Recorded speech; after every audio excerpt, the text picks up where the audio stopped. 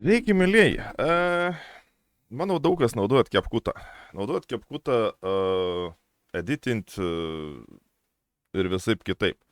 Tai turiu tipsą, kaip naudot CapCut'ą nemokamai. Transakcijas, efektus ir didžiąją dalį tiesiog nemokamai kaip naudot. Tai susidedat video kaip ir visą laiką dedatės, susidedat efektus, visą kitą, kas jums reikia. Čia lygiai taip pat turim pradžią. Pasidarot kompot klipą, kaip ir visą laiką, kaip kad darytumėt. Padaro kompot klipą ir yra trečias pasirinkims preprocess. Tai pasispaudžiat preprocess ant to pačio klipo, kurį padarėt. Jį jums, ten ganėtinai ilgokai kartais užtrunk, bet tai padaro ir viskas o. Tokiu atveju atsidarot CapCut'ą, kur jis randas, tai pasispaudę ant CapCut'ą Open File Location, tada atsidarysit, pradėkim gal taip, CapCut's, User Data, Projects,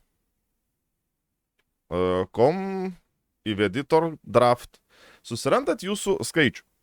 Pas mani šiuo atveju yra 11.07, susirandat 11.07. Tada atsidarot Resources, Combination ir yra du failai. Vienas failas galimai rodo, kits galimai nerodo. Tai atsidarius programą, bet kurią video programą, dažniausiai jų nerodys arba rodys garsas bus vaizdaniams. Tai, bet čia netamės. Pasiimat, įsikeliat į patį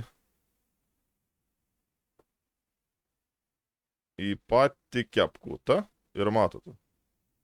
Šito, tarkim, nerodo, nes šits yra failas, kurį jūs įsidėjot, kuris tenai buvo. Ir yra antras failas video. Tai va, antras video failas, matot, atsidarė normaliai, jį įsidedat, jisai bus visas kaip ir su visu tuo, ką jūs susidėjot. Nes jeigu aš jį, tarkim, ištrinsiu, kurį dabar įdėjau, jeigu norėsiu eksportinti, rašo, kad reikia pirkti. Ok. Įsidedat šitą. Jis yra lygiai tas pats, ką jūs darėt su pirmutiniu, tik tai jis ir su visom pro versijom ir visom licencijom. Ištrinat pirmą.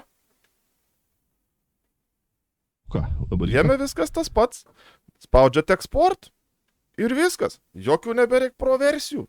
Eksportina taip kaip paprastą savo klipą, tik tai su pro versija. Gerą naudojimą.